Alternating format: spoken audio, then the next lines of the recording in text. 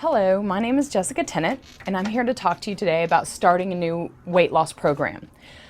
I was over 100 pounds overweight, and I had started every new diet, tried every new thing in the world.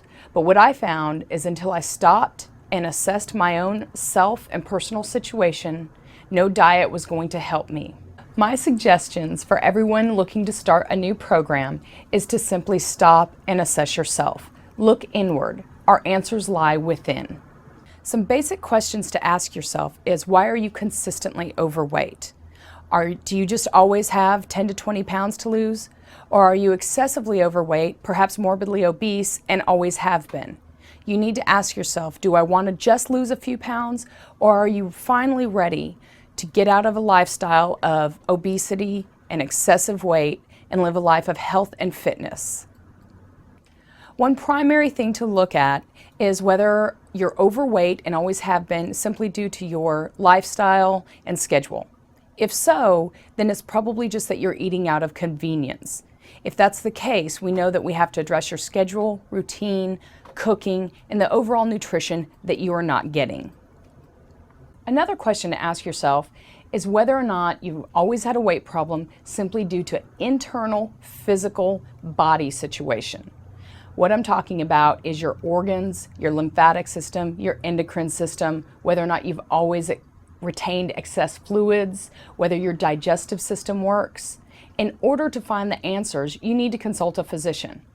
Many of you probably have already, and you haven't gotten any answers, or no answers that have actually helped you.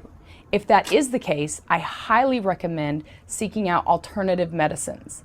If I wouldn't have found Chinese medicine and acupuncture to fix my spleen and my endocrine system and balance my hormones, I never would have lost the weight, regardless of the lifestyle that I would have lived.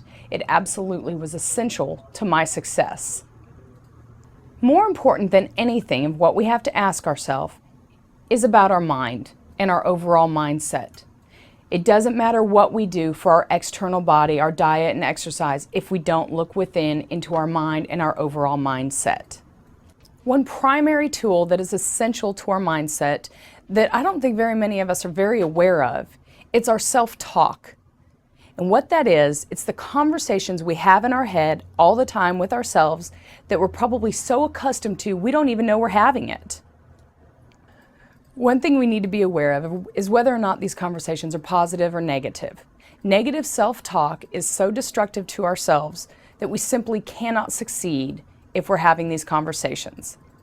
If you wake up in the morning ready to go, very positive, and the conversations in your head are something like, today's going to be a great day. Today I'm going to live my authentic self. I'm going to be positive and succeed today. But by the end of the day, you're hearing conversations in your head like, you knew that there was no chance you could succeed today. You haven't succeeded any day, and you should have just given up long ago. You stand no chance of success for anything in your life. What you need to start to do is monitor those conversations, even so much as if you need to keep a notepad and track these. You need to track the negative, dark comments that come through your head, and as soon as you feel them coming on, or as soon as you hear them in your head, stop right then and there and say something positive. This is going to be an awkward exercise when you start doing it because you've simply probably never ever done this.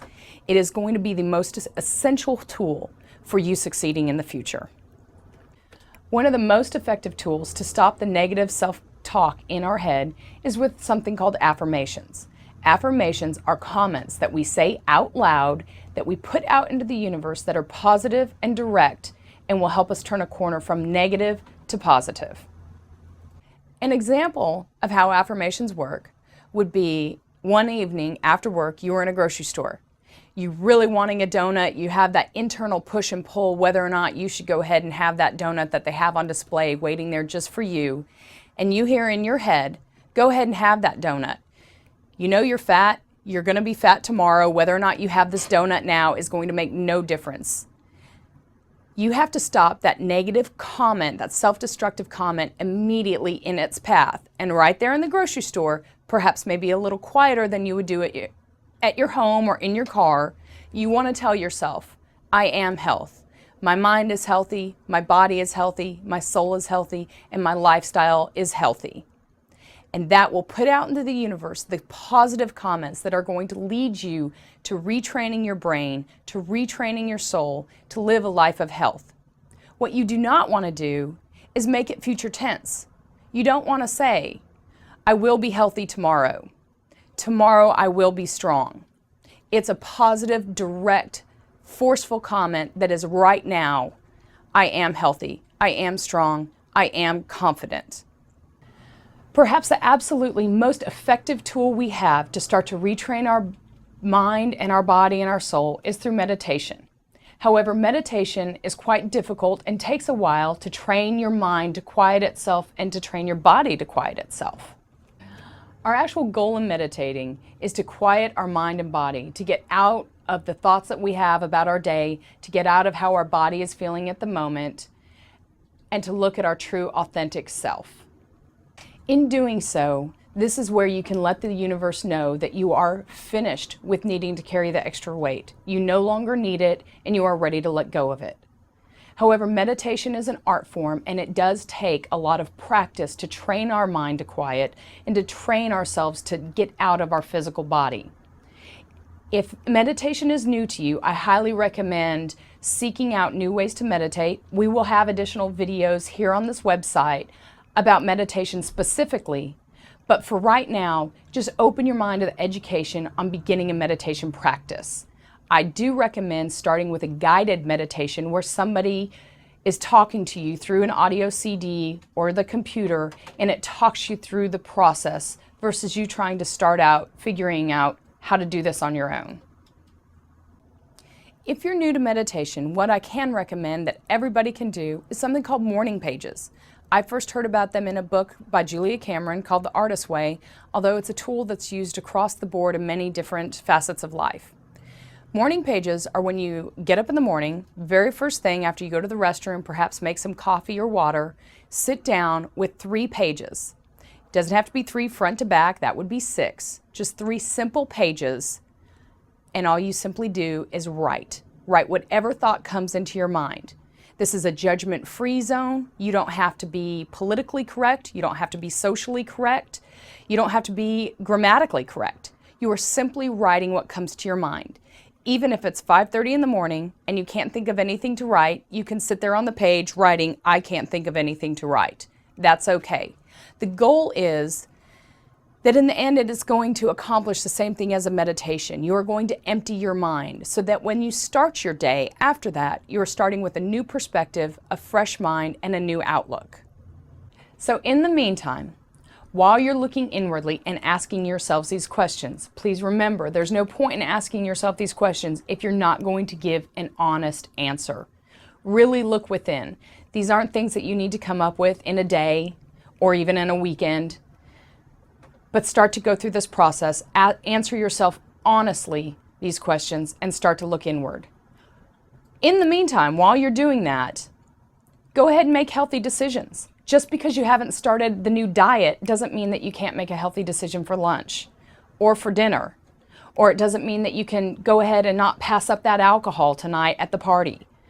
Go ahead, continue to make healthy decisions, and that will slowly start to change your external body while you're working on your internal body.